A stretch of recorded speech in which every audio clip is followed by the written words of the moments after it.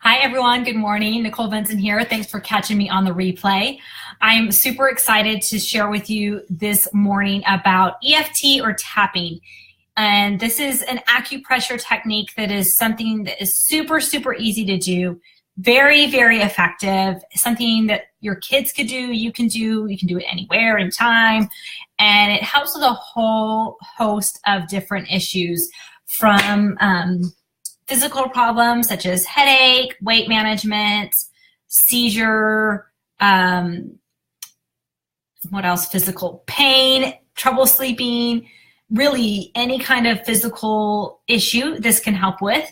And it also helps emotionally. So if you're feeling anxious, if you're feeling depressed, if you're feeling angry, if you're feeling any kind of emotion, frustration, whatever, it can help relieve that. And mentally, if you're feeling stressed, you have ADD type tendencies, your mind's racing, if your mind is overwhelmed with too many things to do, this can help. So good morning, Tracy. Good morning, Michelle. Good morning, everyone that's popping in. I love seeing everyone. Hey, Rhonda.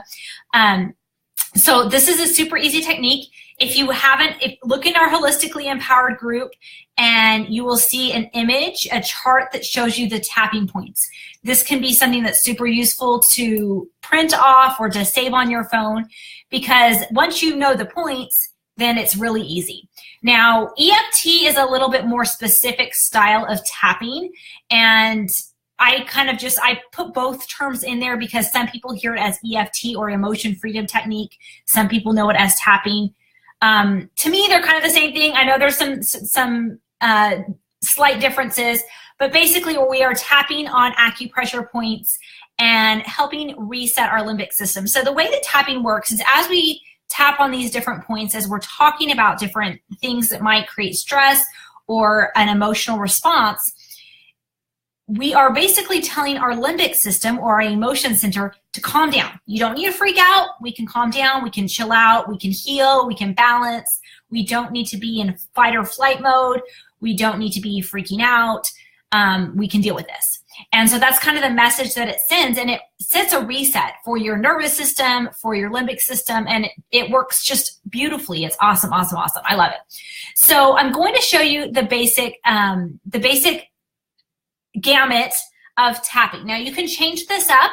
It doesn't have to look exactly like this. The only thing that needs to kind of be consistent is what I typed in the description of this video. Even though I fill in the blank, I love and accept myself completely. That's what's important, is acknowledging the way that you're feeling, whether it's a physical, emotional, or mental feel, and accepting yourself completely, okay? Good morning, Anna. Good morning, Deanna. And so that's what we're going to do. Now, it doesn't matter. Some people you'll see that will tap on both sides of the face. I typically just tap one-handed. I'm right-handed, and so I typically will tap with my right hand, but sometimes if my right hand gets tired, I'll tap with my left hand. So figure out what works for you. If you prefer to do it two-handed, you can. You don't have to. I just do it one-handed. I usually will use my middle two fingers. You can use whatever fingers you want to do. You can use all 4 finger taps. I burnt my pinky yesterday trying to cook. And so, yeah, I typically use my 3rd and 4th finger as I tap on the different spots. So the spots that we're going to be looking at, and of course there's a lot more spots than we're going to talk about. We're just going to talk about, this is very, very basic, that can help you pretty much through anything. So the first one is your karate chop spot. It's on the side of your hand and you just tap. This is a spot that I will use all 4 fingers. So this is my non-dominant hand. This is my left hand, and my dominant hand is the one tapping. And so it's right there on that meaty part on your hand. Okay, I'm going to show you the spots first, and then we'll talk about it. So this is the first spot, karate chop. Next spot is right by your eyebrow, right where your eyebrow and your nose meet. Okay, that's your eyebrow spot. And then right on the side of your eye, on your temple. And even just going through the spots and tapping can actually reduce your anxiety, reduce stress levels. So just going through the spots will be helpful. The next spot is right under your eye, and it's just right on that bone. Don't tap your eye. That's not going to feel good. Okay, the next spot is right under your nose, right in between your nose and your lip. And then the next spot is right here underneath your lip for your chin goes out a little bit. And that's going to be a little bit different on everyone, but it's just right in that soft spot under your lip, which does not feel good when you have a canker sore there like I do right now. Doesn't feel so good. Okay, the next spot is going to be on your chest. And so this is kind of, you're going to kind of just feel, and there's just kind of a soft spot right under your clavicle. So here's your clavicle. Just kind of go down and find that. Okay. And you can tap through your clothes. You can even tap right over your heart if you want. Okay. It really, for me, it really depends on how I'm feeling. Either spot is good and will work. Okay. The next spot is your bra line spot. If you're a guy, sorry, you don't have a bra line, but you would know where that spot is just if you have a lady in your life and you know that. Okay. So right here, it's under your armpit. It's right where that bra strap hits. Okay. So it's right on the side. So you're kind of like giving yourself a hug and you're tapping on that spot. So you can see my non-dominant arm is over my shoulder. And then this one is right here under my armpit on my bra strap. Okay. The next one is on the top of your head, right where that crown chakra, that soft spot is.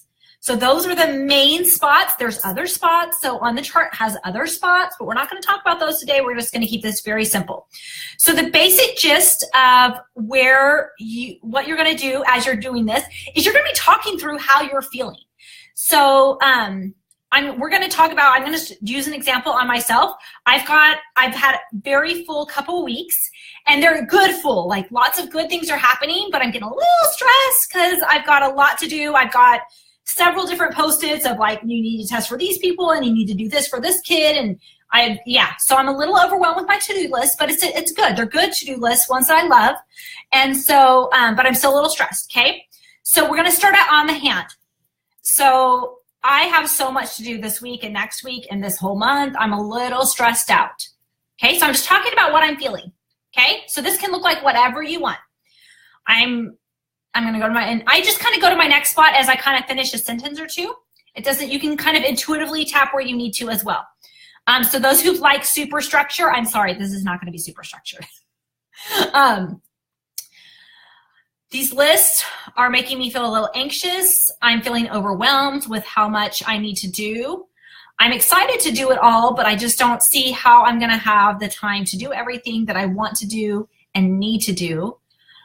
The month of May is making me feel very stressed. I have a senior graduating. It's into school, and May has always been crazy, and so many things pop up, and I don't want anything unexpected. I feel very stressed, nervous, overwhelmed. And even though I feel this way, I love and accept myself completely. So you see how I did that? I hate feeling like I'm making people wait or letting people down.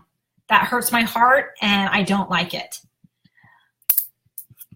I think I would have known better. I should have known better because May is always crazy, and I need to always plan for some buffer zones. I should have known better. But that's okay. I'm doing the best I can. And even though I feel all these different emotions, I love and accept myself completely. And so you can go and you can repeat that and talk it out. So you can do this as you're driving. You might get some weird looks from people at stoplights, but you can do it. It's okay. But as you go through that cycle, what it's going to do is it's going to help reduce your panic button, or it's going to reduce your pain. So that's kind of like emotionally how you could talk through something. And you see, I just talked about it. And honestly, as I got to different points, different fears, different feelings about my to-do list and this overwhelmed came up, and I just voiced them. And that you'll notice that as you get to different places that things pop up and you're like, ooh, I didn't realize that that's how I felt, but that's true. And so as you voice them, as you acknowledge them, and then as you say, you know what, even though I feel this way, I love and accept myself completely. Guess what? You're going to reduce anxiety, stress. You're going to feel better. So talk it out and just tap. Don't worry about the wording that you're using so much. Just make sure, even just at the very end when you get here, that you love and accept yourself completely. So acknowledge how you feel, and then I love and accept myself completely. So that's kind of how you would do it for something like emotionally or mental. So hopefully this makes sense. Now, if you have something like physical, so I woke up with a little bit of a headache.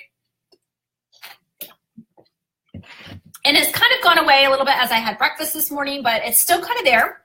So I'm going to show you kind of how you can use tapping for pain. So if you've got maybe a headache, if you've got, you can even use this for if you're trying to lose weight, if you've got back pain, if you've got any kind of physical problem, okay? I woke up with a headache and it made me very frustrated and apprehension for what it was gonna make my day look like. I hate it when my head hurts. It just makes everything seem more painful. I feel slow, I feel inefficient when I have a headache. I get frustrated that my body's not working when I have this headache. I don't like feeling pain. It doesn't feel good. I don't want to take anything because I know that's not good for my body. But this pain, it's there and it's trying to tell me something. Even though I feel this pain in my head, even though my head is hurting, I love and accept myself completely. And so you can see how you can talk about, and you'll probably need to rewind this and rewatch it so you can apply it to your own situation. But it really, like, I'm just going through the spots and verbalizing what is popping into my head. And so it might sound a little weird, but I'm just trying to give words to what feelings or what things pop into my head concerning what I'm focusing on. And as you continue, you can repeat the cycle. So even if you're not talking about it, just going through the cycle can help reduce it. Or if you find one spot that's just a little bit more tender or provides more relief, like right here, these two spots right here for me they're feeling like they're relieving more of that tension in my head. And so I could just keep tapping on those spots, okay? And my headache could be connected to what those spots are. So if you look on that chart and you say, oh, maybe Nicole has something going on with her gallbladder.